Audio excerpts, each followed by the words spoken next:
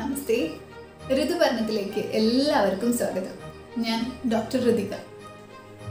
ഇന്ന് കുട്ടികളുടെ വയറിലെ ഗ്യാസ് കളയുന്നതിനെ കുറിച്ച്, ബർപ്പിംഗ് എങ്ങനെയാണ് ചെയ്യേണ്ടത്, എന്തുകൊണ്ടാണ് അത് ചെയ്യേണ്ടി വരുന്നത്, എന്തൊക്കെയാണ് ചെയ്തു കഴിഞ്ഞാലുള്ള ഗുണങ്ങൾ, അതിനെക്കുറിച്ചാണ് പറയാൻ പോകുന്നത്.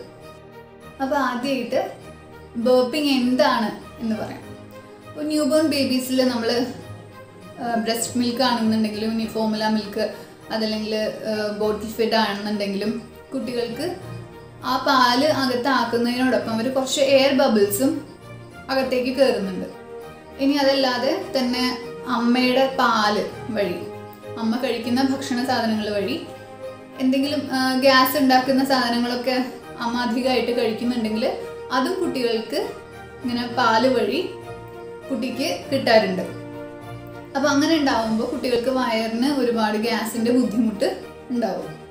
അപ്പോൾ അത് പുറത്തേക്ക് കളയാൻ വേണ്ടിയിട്ടാണ്. അത് പുറത്തേക്ക് കളഞ്ഞു കഴിഞ്ഞാൽ, ആ ഗ്യാസ് പുറത്തേക്ക് പോയി കഴിഞ്ഞാൽ അവർ നല്ല ആശ്വാസം കാണിക്കും. അപ്പം അതിനാണ് നമ്മൾ ബേർപ്പ് ചെയ്യുന്നത്.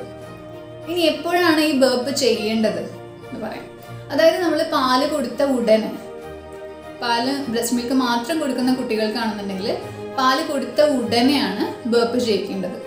ഇനി അതല്ലാതെ കുട്ടി ഇപ്പം കിടന്ന് കളിക്കുകയാണ്, അങ്ങനെയുള്ള സമയത്തും കുട്ടി വല്ലാതെ അസ്വസ്ഥത കാണിക്കുന്നുണ്ട്, അപ്പോൾ വീണ്ടും കുറച്ചും കൂടി പോവാനുണ്ട്, ഇനിയും ഗ്യാസ് ഉണ്ട് എന്നർത്ഥം. അപ്പോൾ ഒന്നുകൂടി നമ്മൾ എടുത്തിട്ട് ബേർപ്പ് ചെയ്യിക്കണം. അതേപോലെ തന്നെ ഇനി ബോട്ടിൽ ഫെഡ് ആയിട്ടുള്ള ബേബീസ് ആണെന്നുണ്ടെങ്കിൽ അവർക്ക് ഫീഡ് ചെയ്യുന്നതിന് മുന്നും ഫീഡ് ചെയ്യുന്നതിൻ്റെ ഇടയിലും ഫീഡ് ചെയ്തതിന് ശേഷവും ബേർപ്പ് ചെയ്യിക്കുന്നതാണ് നല്ലത്. അപ്പോൾ കൂടുതലായിട്ട് ഗ്യാസ് അവരുടെ അകത്ത് കയറാൻ സാധ്യതയുണ്ട്, അതുകൊണ്ടാണ് അങ്ങനെ. ഇനി ബേർപ്പിംഗ് ടെക്നിക്സിനെ കുറിച്ചാണ് പറയുന്നത്. നമുക്ക് 3 തരത്തിൽ ബേർപ്പ് ചെയ്യിക്കാൻ പറ്റും. അത് 3ഉം നമുക്ക് എങ്ങനെയാണ്, ഓരോ അമ്മയ്ക്കും, ഇപ്പോൾ പ്രത്യേകിച്ച് ആദ്യമായിട്ട് അമ്മയായ ആൾക്കാരൊക്കെ ആണെന്നുണ്ടെങ്കിൽ കുറച്ച് ബുദ്ധിമുട്ടാണ്. നമുക്ക് ആദ്യത്തിൽ കുട്ടിയെ എടുക്കുന്നതിനും എല്ലാതും ഒന്ന് പരിചയമാവുന്ന വരെ നമുക്ക് കുറച്ച് ബുദ്ധിമുട്ടാണ്. മെല്ലെ മെല്ലെ നമ്മൾ ഇതിനോട് അഡ്ജസ്റ്റഡ് ആയി വരും. എങ്ങനെയാണ് ചെയ്യേണ്ടതെന്ന് നമുക്ക് തന്നെ കുറച്ചും കൂടി, നമ്മൾ കുട്ടിക്ക് ഏതാണ് കംഫർട്ടബിൾ എന്നൊക്കെ നമുക്ക് കൂടുതൽ അറിയാൻ കഴിയും. അപ്പോൾ അതിനനുസരിച്ചിട്ട് നമുക്ക് അത് ചെയ്യാൻ പറ്റും. അപ്പോൾ ആദ്യത്തെ ടെക്നിക്ക് എങ്ങനെയാണെന്ന് നോക്കാം. ഇതേപോലെ കുട്ടിയെ തോളത്ത് കിടത്തിയതിന് ശേഷം, പാല് കൊടുത്ത ഉടനെ കിടത്തിയതിന് ശേഷം നമ്മുടെ ഉള്ളം കൈയിൻ്റെ ഈ ഭാഗം കൊണ്ട് ഒന്ന് ചിരിച്ച് ഇങ്ങനെ വയറിൻ്റെ ഭാഗത്തേക്ക്, കുട്ടിയുടെ വയറിൻ്റെ ഭാഗത്തേക്കായിട്ടാണ് ഇങ്ങനെ കൊട്ടി കൊടുക്കേണ്ടത്. 5 മിനിറ്റ് വരെയൊക്കെ ഇതേപോലെ ചിലപ്പോൾ കൊട്ടി കൊടുക്കേണ്ടി വരും. ന്യൂ ബോൺ ബേബീസിലാവുമ്പോൾ കഴുത്ത് ഉറച്ചിട്ടുണ്ടാവില്ല, അതുകൊണ്ട് നല്ല ശ്രദ്ധിച്ച് വേണം ഇങ്ങനെ കൊട്ടുന്നത്. വളരെ ശക്തിയായോ വളരെ മെല്ലെയോ ചെയ്യണ്ട. പിന്നെ ഒന്ന് നോക്കുന്നത് നല്ലതാണ്. എന്താ വെച്ചാൽ കുട്ടി ചിലപ്പോൾ വൊമിറ്റ് ചെയ്യാനും ചാൻസ് ഉണ്ട് പാലധികം കുടിച്ചിട്ടുണ്ടെങ്കിൽ, അതുകൊണ്ടൊന്ന് നോക്കുന്നത് നല്ലതാണ്.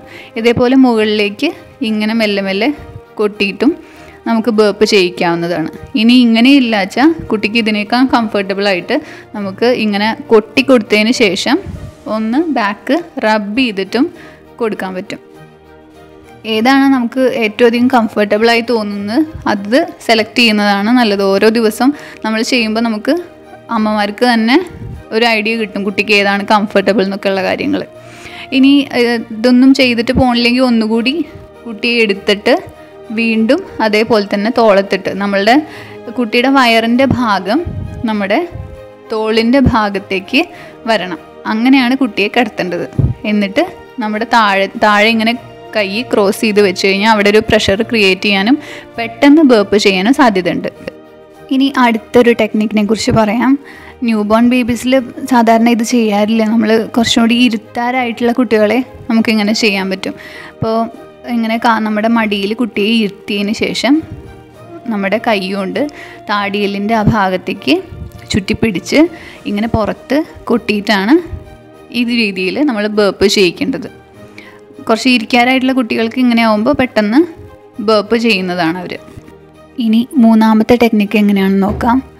ഇതുപോലെ കുഞ്ഞിനെ ഒരു കൈ കൊണ്ട് എടുത്ത് കുഞ്ഞിൻ്റെ ഒരു കൈ ആ കൈയിൻ്റെ ഉൾവശത്തേക്ക് ആക്കി കുഞ്ഞിനെ കമിഴ്ത്തി കിടത്തിയതിന് ശേഷം കാലിൻ്റെ അവിടെയാണ് പിടിക്കേണ്ടത്. എന്നിട്ട് മറ്റേ കൈ കൊണ്ട് എങ്ങനെ നമ്മൾ സാധാരണ ചെയ്യുന്ന പോലെ തന്നെ കുട്ടി കൊടുക്കുക. അപ്പോൾ 3 ടെക്നിക്കുകൾ ഉണ്ടെന്നേ ഉള്ളൂ. നമുക്ക് അമ്മയ്ക്കും കുഞ്ഞിനും ഏതാണ് കംഫർട്ടബിളായിട്ട് തോന്നുന്നത്, ഏറ്റവും അധികം ബേർപ്പ് ചെയ്യാൻ ഈസി ആയിട്ട് തോന്നുന്നത് ഏതാണ്, അതാണ് നമ്മൾ ഉപയോഗിക്കേണ്ടത്.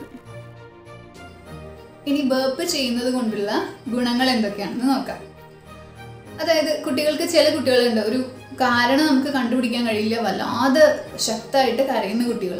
നമ്മൾ സാധാരണ ഡോക്ടേഴ്സിൻ്റെ എല്ലാവരും ഒരു പ്രാഥമിക നിഗമനം അതിൽ അത് വയറിലുണ്ടാവുന്ന ഗ്യാസ് കൊണ്ടുള്ള കോളിക്ക് കാരണമായിരിക്കും, ശക്തമായിട്ടുള്ള പെയിന് കാരണമായിരിക്കും എന്നാണ് നമ്മൾ സാധാരണ മനസ്സിലാക്കാറുള്ളത്. അപ്പോൾ അത് മാറണമെന്നുണ്ടെങ്കിൽ കുട്ടി ഇതേപോലെ ബേർപ്പ് ചെയ്യിച്ചു കഴിഞ്ഞാൽ കുട്ടി നല്ല ആശ്വാസിക്കും. അപ്പോൾ അതുകൊണ്ടായിരുന്നു കുട്ടിക്ക് ഈ കരച്ചിലുണ്ടായിരുന്നതെന്ന് അർത്ഥം. അപ്പോൾ ഈ കോളിക്ക് കുറയ്ക്കാൻ വളരെ നല്ലതാണ് ഇങ്ങനെ ബേർപ്പ് ചെയ്യിക്കുന്നത്. ഓരോ തവണയും ബ്രസ്റ്റ് ഫീഡിങ്ങിന് ശേഷം ബേർപ്പ് ചെയ്യിക്കുന്നത് വളരെ നല്ലതാണ്. ഇനി ഞാൻ പറഞ്ഞില്ലേ, കുട്ടികൾ കിടന്ന് കളിക്കുന്ന കുട്ടികൾ എന്തോ ഒരു അസ്വസ്ഥത പോലെ കാണിക്കുകയെന്നുണ്ടെങ്കിൽ ഇനിയും അവരുടെ വയറ്റിൽ ഗ്യാസ് പോവാനുണ്ട് എന്നാണ് അർത്ഥം. അപ്പോൾ ആ സമയത്ത് നമ്മൾ ഒന്നും കൂടി എടുത്ത് ഇതേപോലെ കൊട്ടി ഗ്യാസ് കളഞ്ഞു കഴിഞ്ഞാൽ അവർ കുറച്ചും കൂടി ആക്ടിവിറ്റി ഇമ്പ്രൂവ് ചെയ്യാൻ സഹായിക്കും. അതേപോലെ അവർ ഈ അസ്വസ്ഥതയൊന്നും ഇല്ലാത്തതുകൊണ്ട് തന്നെ നന്നായിട്ട് ഉറങ്ങുകയും ചെയ്യും. പിന്നെ കുട്ടികൾ ചിലപ്പോൾ നമുക്ക് കറക്റ്റ് ഇത്ര പാലാണ് നമ്മൾ കുട്ടിക്ക് ആവശ്യമുള്ള ഇതിന് നമുക്ക് കറക്റ്റ് കണക്കാക്കിയിട്ടൊന്നും കൊടുക്കാനൊന്നും പറ്റില്ല. അപ്പോൾ ഏകദേശം നമ്മളൊരു കുട്ടിയെ മനസ്സിലാക്കി കുട്ടിയുടെ എങ്ങനെയാണ് അവർ റിയാക്ട് ചെയ്യുന്നത്, അവർക്ക് വിശപ്പ് എങ്ങനെയാണ് എന്നൊക്കെ നമ്മൾ മനസ്സിലാക്കിയിട്ട് അതിനനുസരിച്ച് ഫീഡ് ചെയ്യുക. ചില കുട്ടികൾ അവരെ വയറ് നിറഞ്ഞു കഴിഞ്ഞാൽ തന്നെ മതി എന്നുള്ള പോലെ വിട്ട് കിടക്കും. അപ്പോൾ നമ്മൾ ഇങ്ങനെ ബ്രസ്റ്റ് ഫീഡ് ചെയ്യണ സമയത്ത് അങ്ങനെ ഒരുപാട് അധികം ഇവർ പാല് കുടിച്ചിട്ടുണ്ടെങ്കിൽ അത് വൊമിറ്റ് ചെയ്ത് കളയാനുള്ള ചാൻസ് ഉണ്ട്. അപ്പോൾ ഒരുപാട് അധികം വൊമിറ്റ് ചെയ്യുക, അത് പെട്ടെന്ന് ഇങ്ങോട്ട് വരിക, അങ്ങനെയൊക്കെ ആകുമ്പോൾ മൂക്ക് കൂടെ വരിക, അങ്ങനെ ചോക്കിങ് ഉണ്ടാവുക, അങ്ങനെയൊക്കെ സാധ്യത ഉണ്ട്. പ്രത്യേകിച്ച് ഈ ഗ്യാസും കൂടി ഉണ്ടെങ്കിൽ ഈ ചോക്കിങ്ങിനുള്ള സാധ്യത വളരെ കൂടുതൽ. അപ്പോൾ നമ്മൾ ബ്രസ്റ്റ് ഫീഡിങ്ങിന് ശേഷം അപ്പം തന്നെ കുട്ടി എടുത്തിട്ട് ഇതേപോലെ ഗ്യാസ് കൊട്ടി ബേർപ്പ് ചെയ്യിച്ചു കഴിഞ്ഞാൽ നമുക്ക് ഇത് കാരണം ഉണ്ടാകുന്ന ഈ ചോക്കിങ്ങും ശ്വാസ തടസ്സം പോലെ ഉണ്ടാവുന്നതും അതേപോലെ തന്നെ കുട്ടിക്ക് ഉണ്ടാകുന്ന വോമിറ്റ് ചെയ്ത് കളയുന്നതും ഒക്കെ കുറച്ച് കുറയ്ക്കാൻ സഹായിക്കും. അപ്പോൾ എപ്പോഴും ഈ ബേർപ്പിംഗ് ശീലിക്കുന്നത് വളരെ നല്ലതാണ്. ഓരോ തവണ എടുത്തു കഴിഞ്ഞാൽ ഇപ്പോൾ കുട്ടിയുടെ ഉറക്കം പോവും, അങ്ങനെയൊക്കെ ഉണ്ടാകും. പക്ഷെ ഓരോ തവണയും കൂടുതൽ നേരം കുട്ടി ഉറങ്ങാൻ, ദൈർഘ്യം കൂടാനും എല്ലാത്തിനും ബേർപ്പ് ചെയ്യിക്കുന്നത് തന്നെയാണ് നല്ലത്. ഓരോ തവണയും ഓരോ ഫീഡിങ്ങിന് ശേഷവും ബ്രസ്റ്റ് ഫോർമുല മിൽക്ക് അതേപോലെ ബോട്ടിൽ ഫെഡ് ആണെന്നുണ്ടെങ്കിൽ ഞാൻ പറഞ്ഞ പോലെ വ്യത്യാസം വരുത്തണം ബേർപ്പ് ചെയ്യിക്കുന്നത്.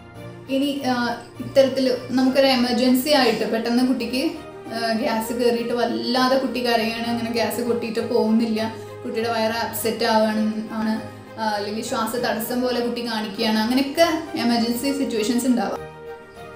പെട്ടെന്ന് അങ്ങനത്തെ സാഹചര്യത്തിൽ നമ്മൾ ഹോസ്പിറ്റലിലേക്ക് എത്തുന്നതിന് മുന്നേ കുട്ടിയെ നമുക്ക് എന്ത് ചെയ്യാം, നന്നായിട്ട് പിൻവശത്ത് നമുക്ക് നന്നായി റബ്ബ് ചെയ്ത് കൊടുക്കുക. കൈയിൻ്റെയും കാലിൻ്റെയും എല്ലായിടത്തും ഒന്ന് നന്നായിട്ട് റബ്ബ് ചെയ്ത് കൊടുക്കുക. പിന്നെയും ബേർപ്പ് ചെയ്യിക്കാൻ തന്നെ എല്ലാ തരത്തിലും ശ്രമിച്ചു നോക്കുക.